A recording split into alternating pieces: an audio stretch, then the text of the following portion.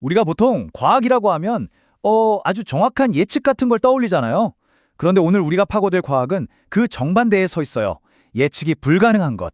바로 그 혼돈 속에 숨어 있는 어떤 아름다운 질서, 카오스 이론에 대한 이야기입니다. 이 질문 딱 들으면 꼭 시 한 구절 같지 않나요? 근데요, 이게 그냥 멋진 비유가 아니었어요.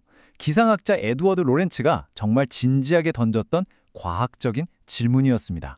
네, 바로 이 질문 하나가 뉴턴의 시계처럼 모든 게 딱딱 맞아떨어지고 예측 가능하다고 믿었던 그 우주에 대한 생각을 완전히 뿌리부터 흔들어 버렸습니다.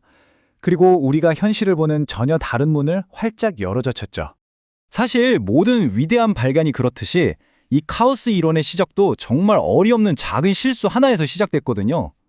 그런데 그 실수가 과학의 판도를 완전히 바꿔놓게 됩니다. 자, 시간은 1961년, 장소는 MIT입니다. 로렌츠는 당시에 정말 최첨단이었던 컴퓨터로 날씨 패턴을 시뮬레이션하고 있었어요.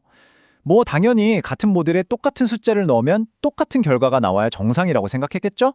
바로 이 순간이 모든 것의 시작이었습니다. 시간을 좀 아끼려고 시뮬레이션을 중간부터 다시 돌렸는데요.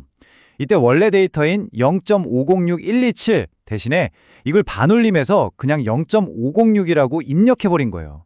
고작 0.1%도 안 되는 진짜 사소한 차이였죠. 그런데 결과는 정말 충격적이었습니다.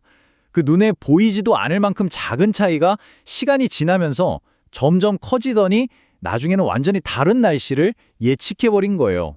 장기적인 예측이라는 게 애초에 불가능하다는 게 증명된 순간이었습니다. 이게 바로 초기 조건에 대한 민감한 의존성, 우리가 나비 효과라고 부르는 현상의 탄생입니다. 자, 그럼 로렌츠가 발견한 게 그냥 랜덤함이었을까요? 아니에요. 그게 다가 아니었습니다. 그 무질서해 보이는 현상 안에는 그 다름의 규칙과 아주 아름다운 패턴을 가진 새로운 종류의 질서가 숨어 있었던 거죠. 여기서 카오스의 첫 번째 비밀, 바로 이상한 끌개라는 개념이 나옵니다. 이게 뭐냐면 마치 롤러코스터 같다고 생각하시면 돼요.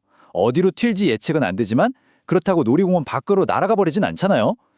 혼돈 상태의 시스템도 마찬가지로 완전히 흩어지는 게 아니라 보이지 않는 어떤 경계 안에서 계속 복잡한 궤도를 그리는 거죠. 여기서 혼돈의 진짜 놀라운 점이 드러나요. 매 순간순간의 움직임은 도저히 예측할 수가 없는데 전체적으로 보면 절대 벗어나지 않는 안정적인 패턴을 유지한다는 것. 이게 바로 혼돈의 진짜 얼굴입니다. 그리고 또 하나, 혼돈의 기하학이라고 불리는 개념이 있는데요. 바로 프랙탈입니다. 이건 쉽게 말해서 부분을 아무리 확대해도 계속 전체랑 똑같은 모양이 반복되는 그런 구조를 말해요. 진짜 신기한 건 이런 프랙탈 패턴이 그냥 수학적인 개념이 아니라 자연 어디에나 숨어 있다는 거예요.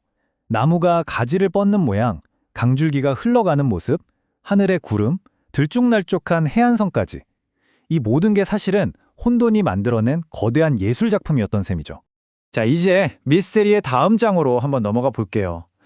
과학자들은 이런 궁금증이 생겼습니다.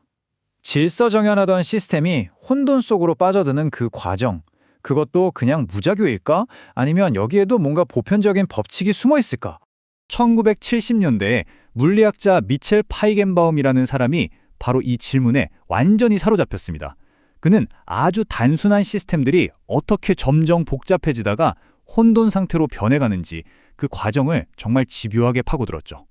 그리고 정말 놀라운 답을 찾아냅니다. 파이겐바움은 똑똑 떨어지는 수도꼭지 물방울에서부터 복잡한 전기 회로에 이르기까지 전혀 상관없어 보이는 시스템들이 혼돈으로 넘어가는 그 속도를 설명하는 마법의 숫자를 발견한 거예요. 바로 이 파이겐바움 상수입니다. 이 발견의 의미는 정말 엄청났습니다. 혼돈이라는 게 더 이상 일부 시스템에서 나타나는 이상한 현상이 아니라 물리학, 생물학, 화학을 가리지 않고 모든 과학을 관통하는 자연의 아주 근본적이고 보편적인 원리라는 걸 증명해낸 순간이었거든요. 자, 이제 시야를 좀 더 넓혀볼까요? 이 혁명적인 아이디어가 우리가 세상을 이해하는 데 있어서 얼마나 새로운 렌즈를 제공했는지 한번 살펴보겠습니다. 예를 들면 주식시장의 예측 불가능한 등락이라던가 생태계의 복잡한 먹이사슬, 심지어 우리 뇌 속에서 신경들이 작동하는 방식까지요. 경제학자들은 완벽한 예측을 포기하는 대신 카오스 이론을 통해서 시장이 갑자기 붕괴할 가능성을 감지하는 식으로요. 말 그대로 수많은 분야가 세상을 보는 새로운 눈을 가지게 된 거죠. 그리고 이 카오스 이론은 연구실에만 갇혀 있지 않았습니다. 대중문화 속으로 깊숙이 파고들어서 사람들의 상상력을 엄청나게 자극했죠. 영화 쥬라기 공원에서 나왔던 그 유명한 대사 있잖아요. 생명은 길을 찾는다 라던가 아예 제목부터 나비 효과인 영화도 있었고요. 다 그 증거라고 할 수 있겠죠. 자, 이제 슬슬 결론을 내려보죠. 그럼 카오스 이론이 우리에게 진짜로 가르쳐주는 건 뭘까요? 제 생각에 그건 완벽한 예측에 대한 게 아니라 세상을 바라보는 새로운 방식, 새로운 지혜에 대한 이야기입니다. 그러니까 이 과학의 목표는 세상의 모든 불확실성을 없애는 게 아니에요. 오히려 정반대죠. 우리가 그 불확실성을 이해하고 그 속에서 어떻게 길을 찾아 나갈 수 있는지 그걸 도와주는 겁니다. 이 제임스 글릭의 말이 핵심을 정확히 꿰뚫고 있어요. 카오스 이론은 예측 불가능한 작은 부분 하나하나에 집착하는 대신에 시스템 전체, 그러니까 그 시스템이 가진 패턴과 속성을 큰 그림에서 이해하려는 시도인 거죠. 마지막으로 이 질문을 한번 던져보고 싶네요. 여러분의 삶 속에서 이건 도저히 통제가 안 돼 라고 생각했던 복잡한 문제들을 오늘 이야기한 이 새로운 관점으로 다시 한번 바라본다면 어떨까요? 어쩌면 그 안에서 여러분이 미처 보지 못했던 아름다운 패턴과 질서를 발견하게 될지도 모릅니다.